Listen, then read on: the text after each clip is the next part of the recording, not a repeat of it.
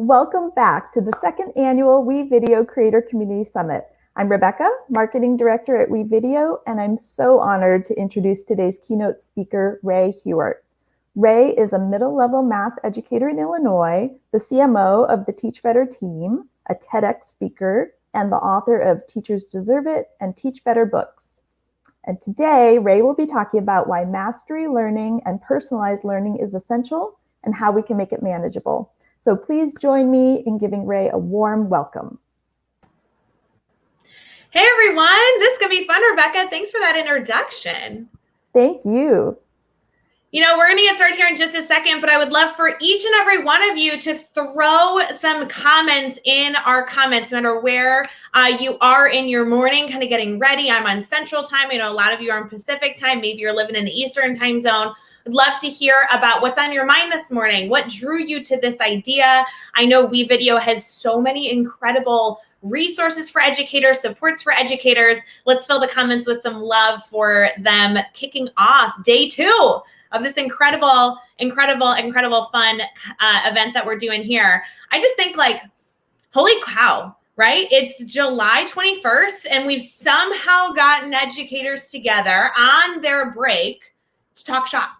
And it's incredible, isn't it? Like, even on a beautiful summer day, I don't know what the weather's like where you are, but it's gorgeous outside. Sun is shining. Even on a beautiful, beautiful summer day, we, as the passionate people that we are, can muster up the inspiration to choose to be learners. Now, that's going to be a common theme that we're going to discuss today, choosing to be learners. You know, I was never a good learner, to be honest with you. For those of you who I haven't connected with before, I just was never a good learner, and I'm going to share a little bit about that today. But oh gosh, like, learning was a struggle. I don't know about anybody else. I'd love to see your comments right now telling us, were you a learner that just heard something once and just picked it up really quick? Were you a learner that really needed to see what you were interacting with or physically touch what you're interacting with? What type of learner were you? You see, because here's the trick to learning. It's really like a balancing act, right? Blending together so many factors to solidify that perfect mix of ingredients. And then you just add like an extra splash of excitement to the top to finalize the dish. I know. Well, for those of you who may not know me, I'm going to show some slides here in just a second. I'm not sure. Perfect. There we go. Look at that magic right there. For those of you who may not know me, my name is Rae Hughart. While I was a poor learner, and that's probably the worst thing for you to know right off the bat about me, but I do love this incredible field that we have found ourselves in. My background is personally in middle level education, and, you know, whether it's actually being in the thick of it, hanging out with the 11-year-olds that I taught in 6th grade math, or working with the college students that I was able to work with who aspire to be future educators, the process of teaching is something I've always enjoyed exploring. In my current role, I'm working with a team of educators with the Teach Better team. Like, okay, let's sit back in case you don't know what the Teach Better team is. Imagine sitting in a room, a very large room, obviously, because, you know, hashtag COVID, but imagine sitting in a room full of people from all different backgrounds, all different passions, all different, like, skill sets, right? And all exploring a solution to the same beautiful problem. That's the Teach Better team. They are positive, they are hopeful, they're desperate to build a world where every educator is inspired and connected and supported.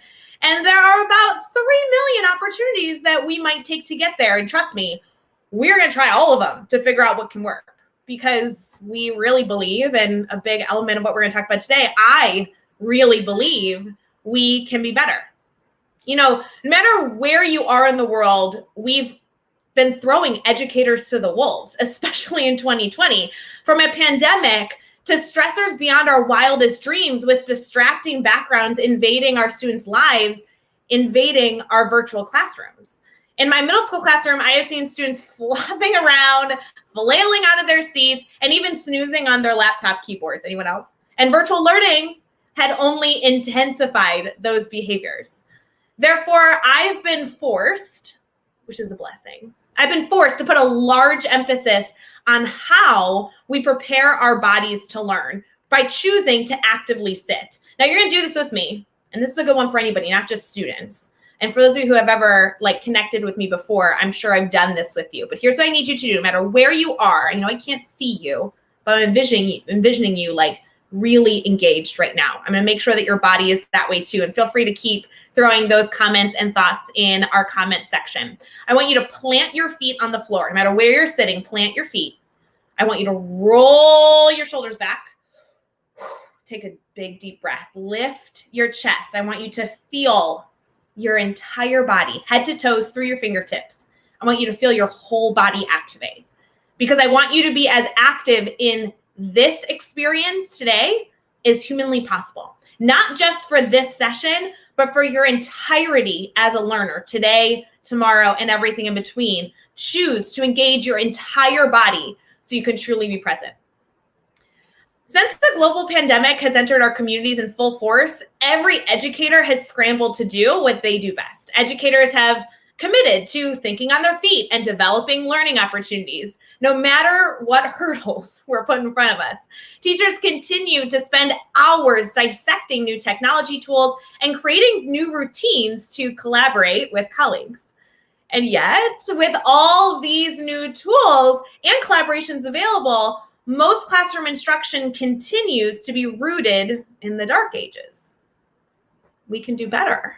Teachers are more than vessels to carry information. Teachers are naturally innovative. Teachers love to inspire, and teachers are professionals at fostering deep thinking. We must stop putting teaching in a box filled with direct instructional approaches and instead shift towards transforming our instruction with a mastery learning lens. Mastery learning? Mastery learning is a complex topic that we'll be talking a lot about today. Mastery learning is a self-paced approach that allows students to personalize opportunities for feedback and give them permission to take the time one needs to fully master a skill. Let's talk through an example. And in a minute, as I talk through this example, you're going to need some tools and resources, so make sure you're listening closely. I grew up in a beautiful suburb in the Chicagoland area with 2 biological parents and about 6 family friends who might as well have been blood related. Please throw in the comments if you are an educator who in your upbringing just had a lot of family, whether they were blood related or not blood related. I had a massive family. These people attended every birthday party, dance recital, special education meeting, and first date I was ever a part of.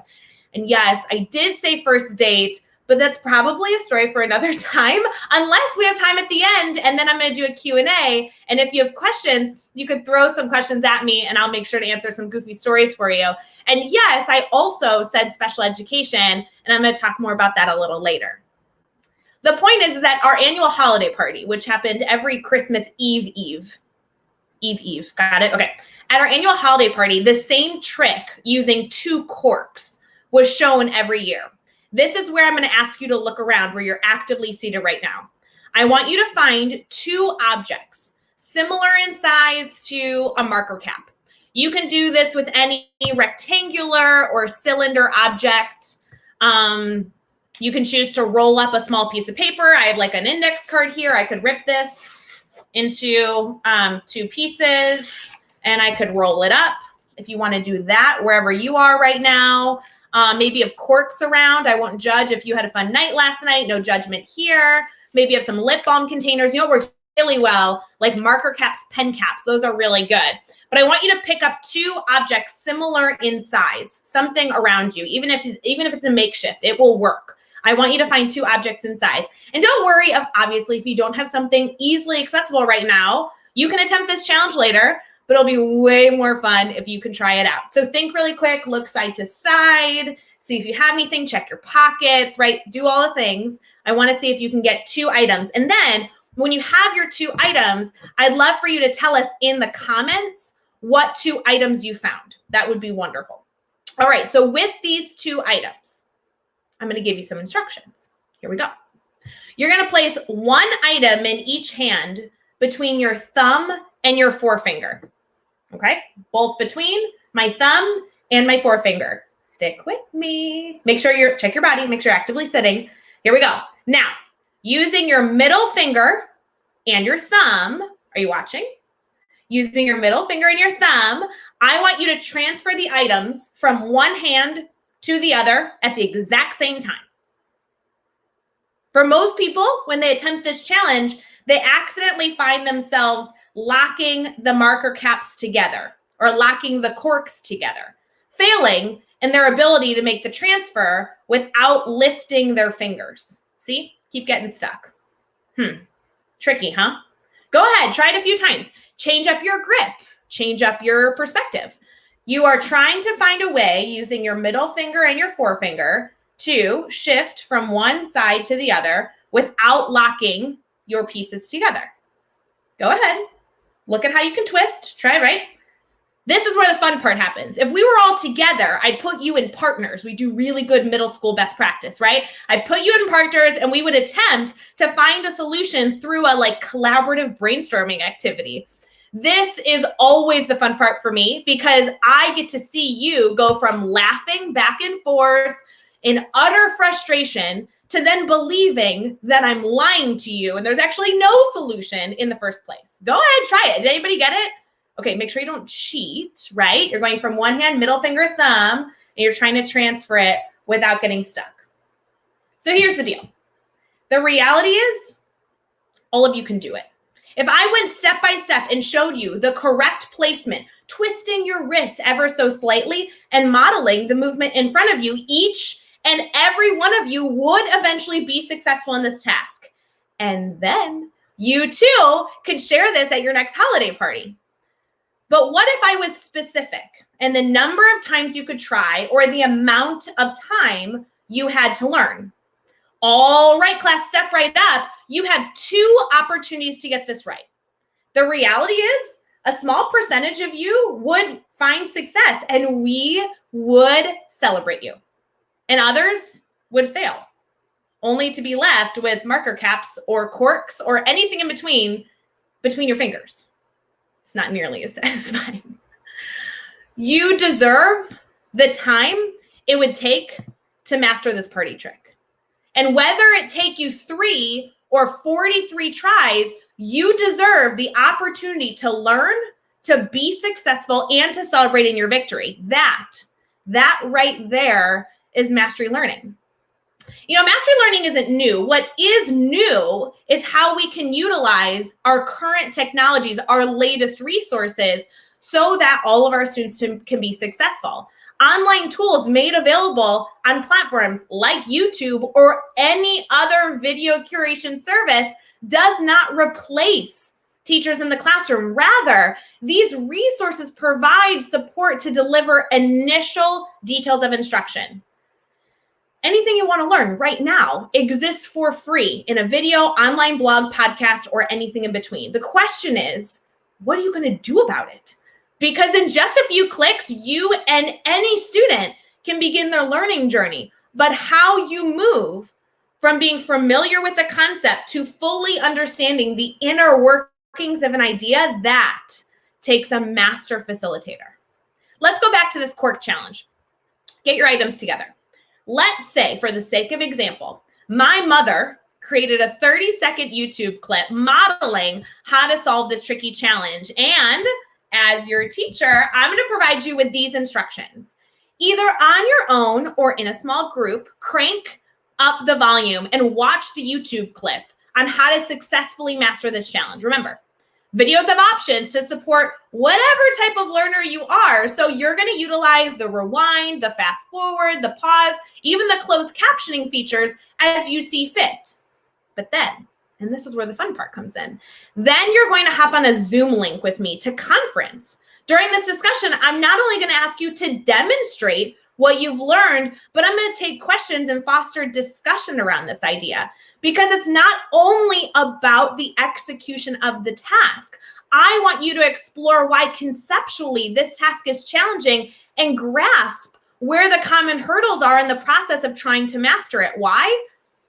Because I'm better than YouTube. I can foster discussion. I can facilitate reflection. I can ensure that learning is not just consumed, but experienced. I can ask you deeper questions and follow up with personalized feedback. See, I don't need to lecture to the masses over and over as you sit quietly trying to keep up.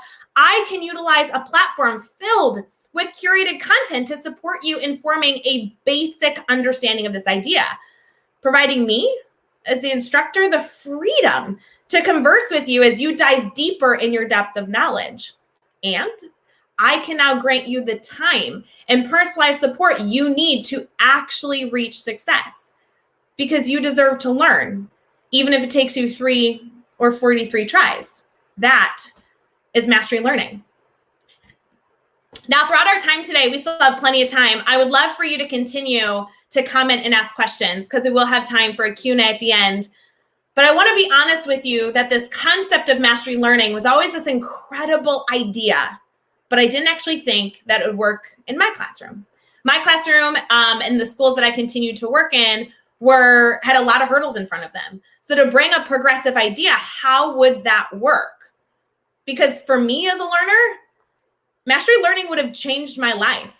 When I was young, there was a lot of skills that took me 43 times or more to learn.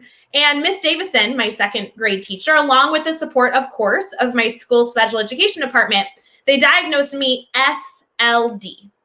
For those educators here, you know SLD stands for specific learning disability. Specifically for me, it was in reading, writing, and math. Okay, so what does that actually mean for a learner? Well, to me, it meant I wasn't capable of learning. It was my understanding that reading was the avenue to consuming knowledge. Therefore, if you can't read, you can't learn. I vividly remember sitting in a desk while I was in school and had the teacher coming over to me, asking me to get to work, and me saying the phrase, "I can't do this. I can't read what you've handed me," as I sat back in my chair and tears blurred my vision. Actually, to lend some perspective, I think I'm the only 6th grade math teacher in the history of 6th grade math who received a D in 6th grade math my first go around. In high school, I was told I wasn't even a college-bound student. I wasn't college material, and that Illinois State University, which was the state school closest to me, was far too far out of my reach. So how do you go from a student being labeled as not college-bound to teaching a class at Illinois State University, earning a master's degree in education, and publishing 2 books only a decade later? By demanding mastery learning opportunities. Even while evaluating what I wanted to share with all of you today at this incredible event, I typed my ideas initially in a Google Doc because, not to brag, but after teaching middle school, I have some mad typing skills after playing those games against my middle schoolers. But in the editing process, I would reread the text. I wouldn't reread the text in front of me. I instead use a Google add-on that reads the text in an audio form. I consume 80 to 90% of text, whether it be in a book, article, email, or even lengthy text message in audio form. I consider those audio add-ons my lifeline for learning, because being a good teacher isn't about adapting or modifying learning opportunities for students to best fit their individual needs, but allowing each student the time and support to take ownership and see the power in mastering these skills. That is mastery learning. Mastery learning, also known as like competency-based learning or outcome-based learning, has been strongly supported by the academic literature. So I'm about to get into some research. So check your body. Are you still actively seated, right? Don't go anywhere yet. I know some of you already have like the glazed over eyes, like, oh, she's about to get into research or research with us. No, stick with me. Here's what's interesting. The meta-analysis of 180 independent studies on the effect of mastery learning conducted by Kulik, and Bager and Drones in 1990 showed that mastery learning had a moderate to large positive effect on student performance.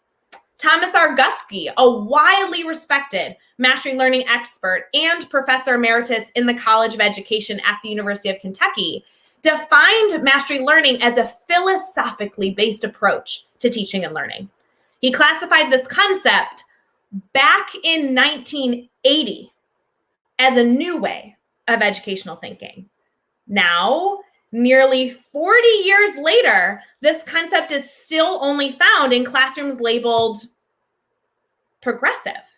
Anderson and Burns, seen as mastery learning experts for decades in their educational research, published a study in 1987 highlighting the focus on the time and attempts it may take for a student to learn a concept as completely arbitrary, recognizing that whether it took a student 3 or 43 times to master an idea, the ability to learn should not be dismissed by an arbitrary social norm unsupported by research and driven by impatience or political agendas.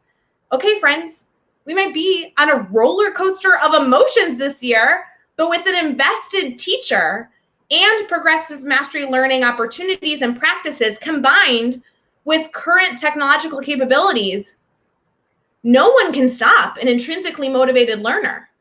Not even COVID, not 2020, or loss, or unexpected changes, or new initiatives, or changes in leadership, or lack of resources, or anything else that comes our way. So here's your assignment. And I'm going to share an assignment with you, and then I'm going to take some questions. I also am going to kind of highlight what this can look like in your classroom in just a second. But here's what I'd like you to do. As an educator, if nothing else, I want you to choose to think differently and see yourself as more than just a vessel to transfer information. Instead, choose to serve in a facilitator role of exploration. As a student, I want you to strive to see every video, every podcast, and every stinking book as an opportunity to learn, because consumable information is everywhere. And as an active community member and community leader, I challenge you, you must start demanding support for your colleagues to begin to build the skills to learn how to effectively implement these 21st century practices. I always get asked, like, so where do you begin, right? Okay, so let's get facilitated discussions going, right? Everything starts with a conversation. Supporting these progressive practices through professional development opportunities is how we begin to build capacity and overcome barriers in front of us. Let's leave the low-level instruction to YouTube clips and instead transform teachers from a content delivery system to a facilitator of learning for all. Because if we choose to make these shifts, both within ourselves and in partnership with those around us, our classrooms will not reflect an ancient way of thinking, and instead will support and inspire a mindset of problem solvers dedicated to constructing a world we cannot yet even imagine. So, as we get started, I want you to pick up these corks again, and we're going to try this one more time. And as we do that, I want to kind of lay out what a classroom utilizing a mastery framework, utilizing mastery learning could look like. So let's get looking. Now, as we look at mastery learning, this is going to be a topic that you're going to hear about a whole lot. And if you Google it, there is a lot of information that comes up here. And we're going to show some slides here in a second. Mastery learning is known as a lot of different things. However, there's also some overlap in how some of those topics are discussed. So for example, there is a common misconception that mastery learning is the same as personalized learning. However, they are different, and we want to embrace that they are different, because mastery learning and personalized learning are different in some capacity, but they have huge benefits to being connected. Personalized learning commonly is known for giving students voice and choice. However, if you give a student voice and choice in what they're doing, the last part of that is ensuring that in that voice and choice, they are actually learning something. So instead of just adopting one mindset, take that personalized learning and layer it with mastery learning, which is the concept of allowing students to truly understand a concept before moving forward. So as you give them the voice and choice in exploring through content, you're also allowing them to prove that they understand something before you layer on a more challenging topic. Now, there's a lot of elements that I like to recommend can exist in a mastery learning framework. And here is a full list of a lot of pieces that I want to just break down and have you take for food for thought. Because while many of you might just take on the approach of challenging yourself to see your role as an educator slightly differently than you might have chosen to in the past, these are elements that you can start to explore if you're interested in learning more. In the classrooms that I work with, and honestly in my own classroom, I really like to have a system where students start holistically as a whole group. I know that many people call that like a mini lesson time, right? I like to call it teacher time, because during this time, I could go over anything I needed. I could answer a common question. I could introduce a new idea, very similar to the workshop model where we are universally creating an idea, a space for learning together. This also lets me create like a culture of learning before we get started in our day. Then students are going to transition into utilizing a mastery learning framework. There's a ton out there. I have my opinions on which ones I like more, but this framework allows students to actually go step by step in their learning at their own pace. Now, mastery learning does not mean on their own or individually. I know a lot of educators that think that, and we need to debunk that myth. Mastery learning classrooms should be loud. They should be collaborative, and they should have all these pieces in between. And how you allow students to take ownership over their learning means that behind the curtain, you got to do a lot of back end work. Because if you're going to allow students to work at their own pace, advocate for their needs and everything in between, you as the teacher need to ensure that you've created a learning system behind you to support every element of management. Now, I'm seeing a lot of questions in the chat. I am going to get to those soon, so keep throwing in those questions. I do want to focus on this list really quick. The first thing with a mastery learning classroom is you must begin with those aligned learning opportunities. Then as you go into it, you're going to want to ensure that you have some sort of triage system. How are you going to know what students need your attention when? And is there a way for you to not be the only leader in the room? Can you allow students to help one another? And how do they know when and how to do that?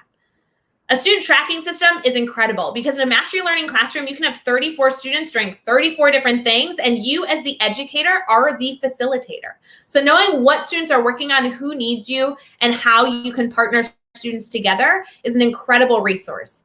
I also love that mastery learning demands for your students to begin effectively goal setting and reflecting. This is a huge passion project for me for my thesis, that I was able to do a study on goal setting reflection, because I started looking at the modalities that we offer students being connected to the effectiveness of how our students are able to goal set and reflect.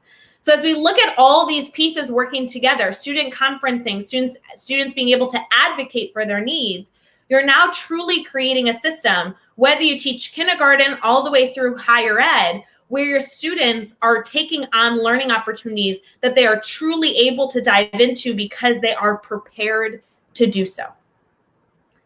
So as we kind of look through all these pieces, there are obviously a number of different elements that you might have questions on. I'd love for you to look at this list. Feel free to even screenshot this.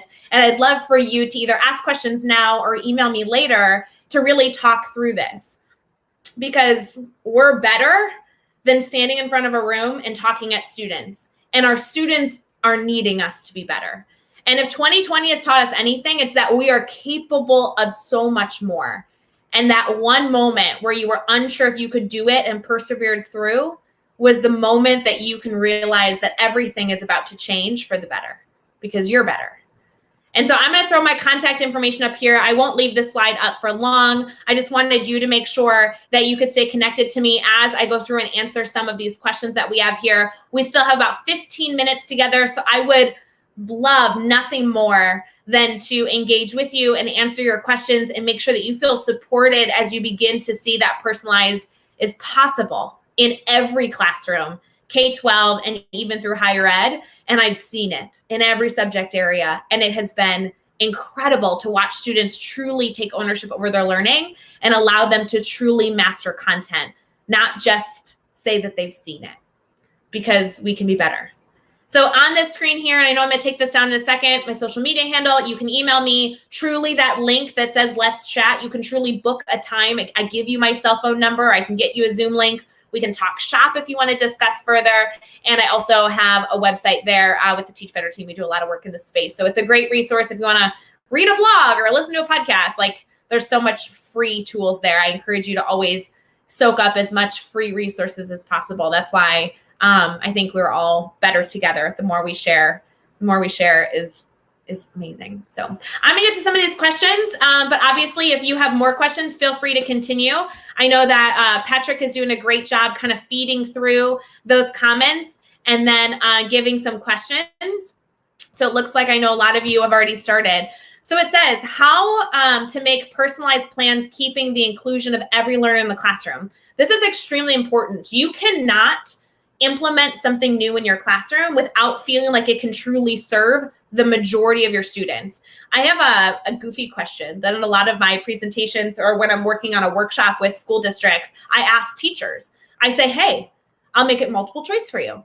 How many learners during a traditional lesson do you reach? And I give them A, B, C, D. A is I have no idea. B is some of them. C is most of them. And D is all of them.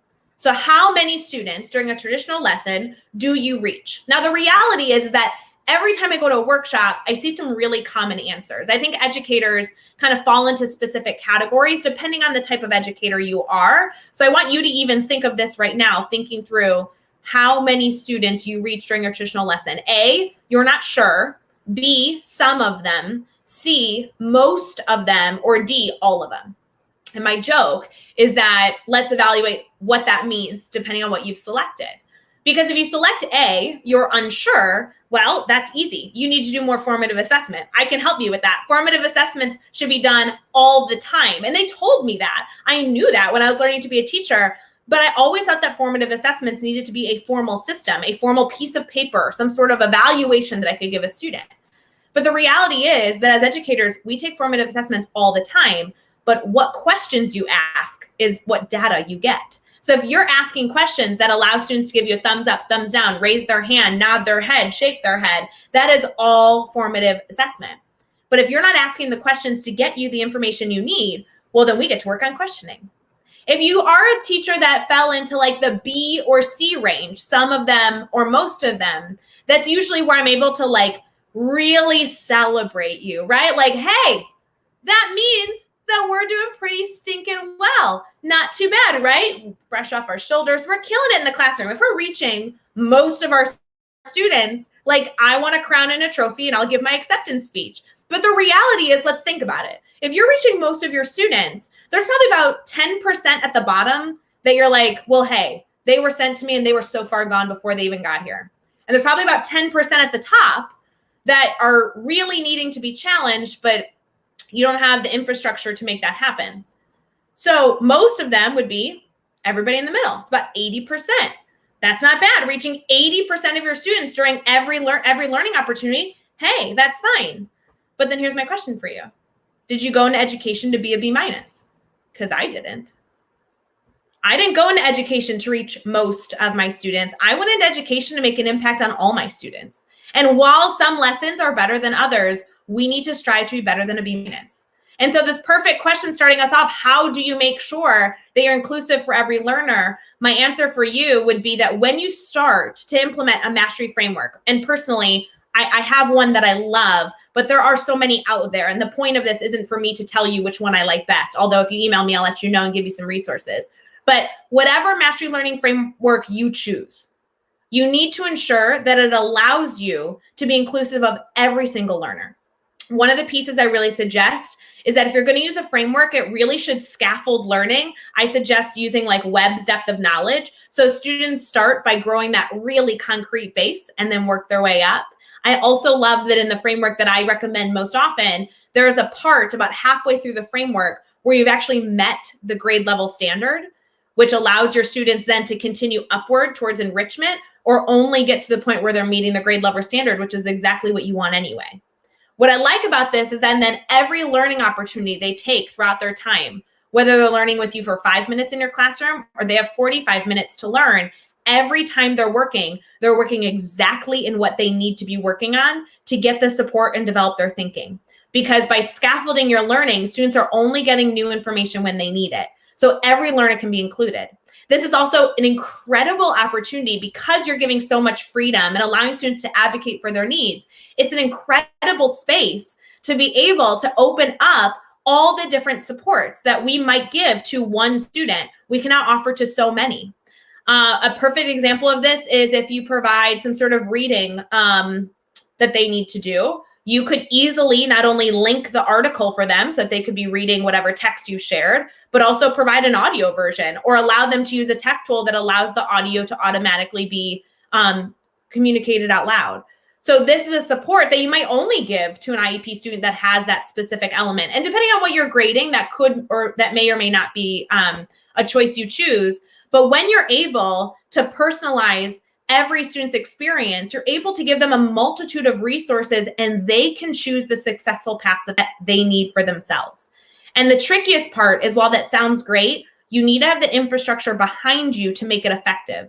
Because the reason some things like flipped classroom and other, hot topics in the time we've all been in education go away is because it solved one problem, but it created even more problems. And my challenge to you is, if you do mastery learning correctly, it takes a lot of back-end work behind you, but then allows your classroom to really foster as a safe space for students to explore and engage with learning in a multitude of ways. So I know I didn't actually specifically answer, but I think I kind of got there, how to make a personalized learning plan, keeping the inclusion of every learner in the classroom. My answer, I think, looked at that, but let me know if you have more questions at that. I'd love to stay connected. Do they also work on the inclusion part when planning personalizing? Absolutely. So inclusion obviously is a common question. I love, keep grabbing those questions, Patrick. If there are other questions in the chat that you'd like to discuss, I'm more than happy to. You have to live in an inclusive classroom. If you right now are not looking at how to do that, then you've missed the mark. Mastery learning is great, but you got other work to do before you get there. So being able to offer a safe space for all of your learners is essential. But how you can structure the learning opportunities that you offer students to be inclusive for all, regardless of if it's a skill set they need support on or not, really allows you to create a classroom that allows everybody to thrive. I see one more here. This one says, how do you keep students working at their own pace? I have students to try and work ahead. Then there are other students who want to poke along. Absolutely. That's a great question. So I know we're going to get close on our time here. But with this question specifically, that's what I mean when I say that you really need a support structure behind you. In the slide that I shared earlier that had all the different layers of what a mastery learning classroom includes, all of those layers work together for your success, because there isn't a one-fit-all solution to every problem in the classroom. But there's absolutely a layering effect, right? You're creating kind of like that perfect deli sandwich to allow your learners to be successful. So the students that are ready to move ahead, when whatever mastery learning framework you use, find one. And again, if you email me, I'll share it with you. Find one that allows your learners to not only reach the grade level expectation, but continue towards enrichment. And that enrichment should be never ending. I have a lot of suggestions on how to build that in. For your struggling learners, or for those learners that work at a slow pace, you now have freed up your body as an educator to not be a content delivery system, meaning that if you're not talking, they're not learning.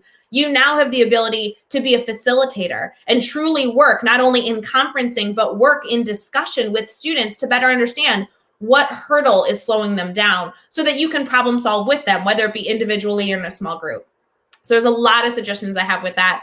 Let me know. I think goal setting reflection can also be a huge element of being successful, because my favorite way to goal set and reflect, depending on what medium you choose, is to allow students to kind of take a diary entry of their learning every single day. And there's a platform that I like to recommend, the free version, that allows that documentation that the student takes every day to be directly shared with their stakeholders. So not only do you get an update and the student gets an update on what they worked on and what their goals are for their next work session, but you're also communicating 180 days out of the year what your classroom looked like for that student. It's a really, really, really incredible communication tool. So I'm a huge fan. All right. Thank you to all of you that joined today. Rebecca, I know I'm going to have so much thank yous to share with you. I really appreciate the introduction. I love talking about this. So thank you so much for allowing me to share. And I hope we continue to all connect, all of us here, for the rest of our time. Wonderful. Rae, thank you so much for inspiring us this morning and getting us set up for a day of active learning. I learned so much, and I hope everyone else did as well. Thank you for your time and for sharing your contact information. I hope everyone takes advantage of that and reaches out to you. I want to invite everyone to head over to our networking tables, which are open. And then in about 20 minutes, get ready for a day of learning and jump into any one of our concurrent sessions. They'll be starting at 10 a.m. Pacific, 1 p.m. Eastern. And then we can't wait to see you all at our product showcase later today. And there might be a fun giveaway in store. So have a fantastic day. And thank you all again. And thank you, Rae. Thanks, guys. Really appreciate it.